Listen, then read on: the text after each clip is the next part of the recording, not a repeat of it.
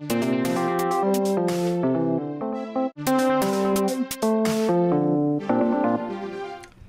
there, guys. This is Elders. I'm going to be bringing you guys another episode of some World of Tanks.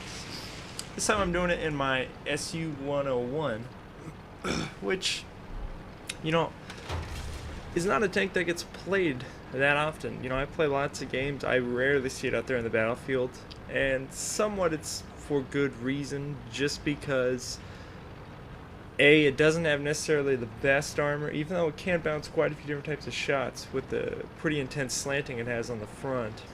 And B, this thing has practically no gun depression. Like most arty, you're going to be able to aim down it. You can go in TD mode better than this thing a lot of times. Any hill just messes up this thing's shot at all at getting at the enemy. But in this match I've been playing, I mean, this isn't the best match I've ever played, but this match definitely is, I think, is a good thing to show the strengths of this tank. Because what this thing has is it's fast, and it has a very fast firing gun. And with those two things, you know, with the mobility and then the rate of fire, it can make it really a great tank if you position yourself properly. And there are quite a few tanks in World Tanks that kind of you have to make them function like that, but this one especially. And especially, it has very low hit points, can get taken out very easily. But that frontal armor does have a good slope, but yeah, it's usually not enough to save you. And I've just kind of been sitting over here, got my camo net up, just taking all these pot shots at the guys trying to come around the cliff on this side. I was just able to pen that Tiger P with a nice shot there. Usually I've found that the small tanks with a good camouflage rating, such as this one, when you're able to hide over here with the camo net, it's very unlikely that you will be spotted. And I do have 6th sense with the crew, so I would know if I was spotted. But I can, if you look over on the right of the map, you can tell that a couple of those guys have been pushing somewhat. They're starting to get on their flanks, and they've actually been able to take out a guy or two over there. And I'm just sitting over here, making sure that none of them try doing some type of crazy bum rush, because see, I see that ISU 152 working up, tank you do not want to let loose on the battlefield anywhere. So I start moving up a little bit. So I did notice I was spotted, but I figured I could at least get off a shot or two. I felt that was a very lucky shot on that Tiger P. But look at this reload. And it's like 320 average damage. I mean, the pen is not that great on this gun. It's like 218, 217, something like that. But as you can see, like with this rate of fire, if you got targets available, you can always land a constant hurt.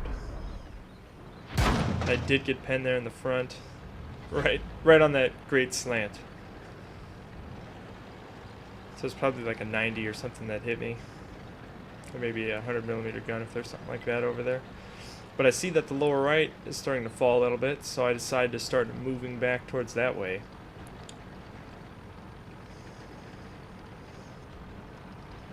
And look at the speed of this thing, though. This thing can just cruise. This thing's faster than most of the mediums at tier 8, so much less TDs, because most of the tier 8 tank destroyers are pretty slow, aside from the French tier 8 tank destroyer. Pretty much everything else is pretty dang slow. So I kind of had to put myself up on a hill a little bit. This thing does have great gun elevation, and look at that accuracy, though. Able to pen that Indian Panzer at a distance like that. Fired again, missed. Probably, though, again, another poor attribute of this tank is its ammo is ludicrously expensive for how fast it fires and how little damage it does. It's like 1,000 credits a shot, and with the rate of this fire, if you miss a couple times, you're like almost always going to end up losing money in this thing. So that's on the fly, just shooting, getting lucky on that. Hoping for him to pop himself out again. I don't want to get beamed by the arty. And it looks like they took care of him. But I know there's still that Indian Panzer up there on the hill. I want to make sure I take him out.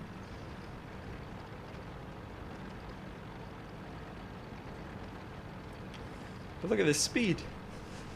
I don't know if I necessarily say more people should play this tank, because it has to suit your play style.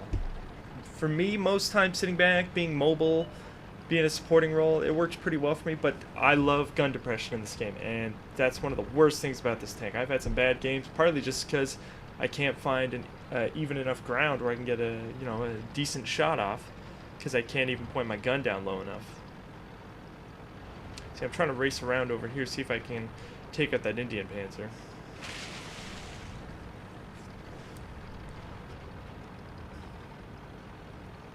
Look at this cruising speed. Another kind of bad thing about this tank is the engine can be taken out from the front.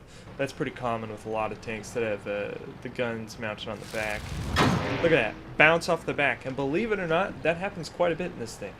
It is fairly well angled, so it always surprises me when it happens, but when it happens, I'm like, hey, I've seen that before. It's kind of got a weird angled back section, even though it's not well armored. It's just kind of strangely angled. Already tried taking a shot at me. Luckily he missed, because that would have ended me in this thing. Just trying to cruise around so I can just trying to get a good sight on that Indian Panzer, because the elevation's good. I can look all the way up. You can shoot down aircraft with this thing, if at least it seems like you can. I obviously don't know, but you can look up quite a bit.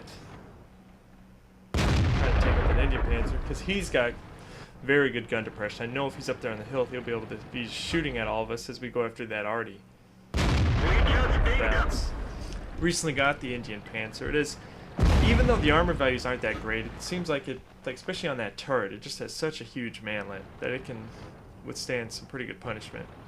But same thing with this tank. If you can't really hold down since you can't look down at all, but if you can just have that turret part showing, the armor there around the gun is pretty thick. I've been able to absorb like T-30 shots, stuff like that, pretty easily with it. Now I'm going to try to climb this hill, since again, I got the speed, I got the mobility, so he doesn't just keep spotting me in that T-20 that's there. And they're all falling to the Ag Panther 2 down there in that arty. But I pretty much decided here that Indian Panther's got to go now. And something else too that, I mean, it's another bonus to this tank, is that its tracks seem to be pretty strong. Like, I've had them absorb quite a few shots, since like half this thing, if you look at it from the side, is tracks. I'll just be driving at somebody and I angle perfectly, boom, tracks eat the shot. Especially you got a repair kit, right back up, dealing more damage. I don't know if it's just I've been lucky so many times, but it really seems like this thing's tracks are very good at eating those shots up.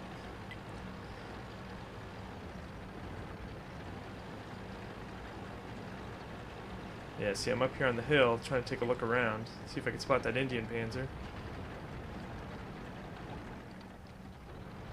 Oh, I got spotted, and there's that Indian Panzer over there. That was a pretty sweet repair, if I say myself, going down the hill. Made a miss because he expected me to stop or slow down, but I was able just to hit that 5.5 super quick.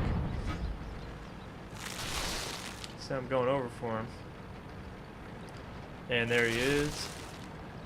He got off a good shot of me, but again, this thing has really good traverse, so it's very good at turning. So it's harder to circle than some of the other TDs, especially like T-28 and the 30. Those are awful at getting circled.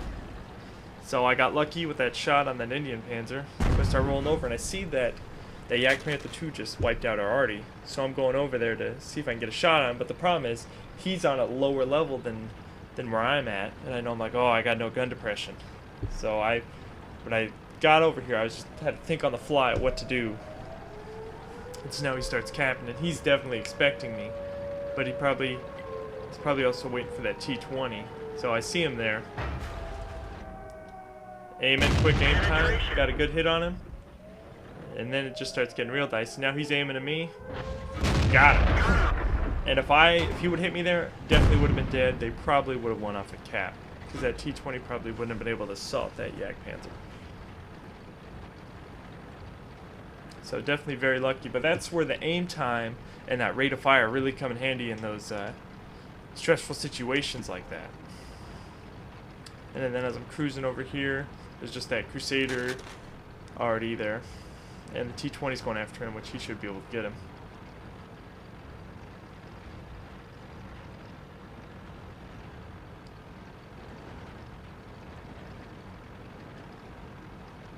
Let's see. Maybe I can end up. You got it. Alright, guys. Just want to show a couple strengths and weaknesses of this tank. So, thanks for watching. Stay tuned. There will be always more to come.